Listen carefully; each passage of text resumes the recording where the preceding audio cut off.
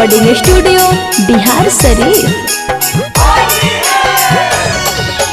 कैसे कटतई होली रे यारबा, कैसे कटतई फगुआ रे यारबा, कैसे कटतई होली रे यारबा, कैसे कटतई फगुआ रे यारबा।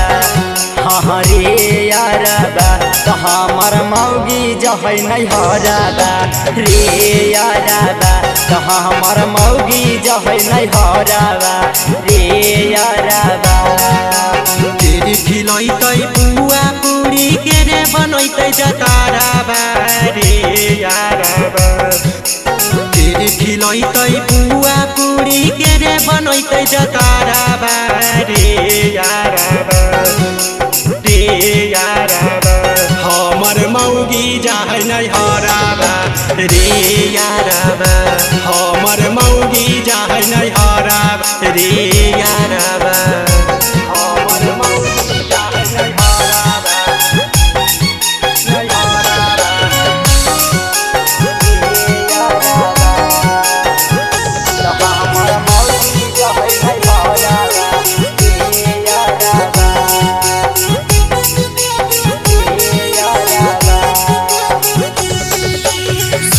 सरवा होलिया में करे अनिल हरवा रे, साल भर के परब हमर कहीं पोचरवा रे।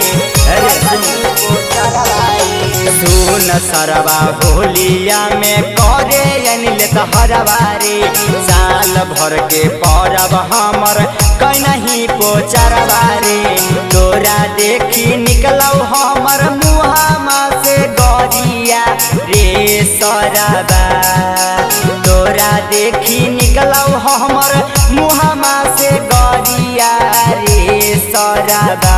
हाँ रे सरबा त करे काहे अनिल हरबा रे सरबा, त करे काहे अनिल हरबा रे सरबा।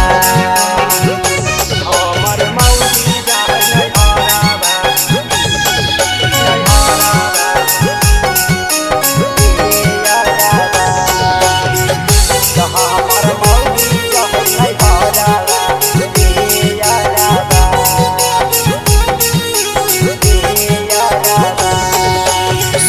यारबा केकरा संगे खेलब हमहु होली रे।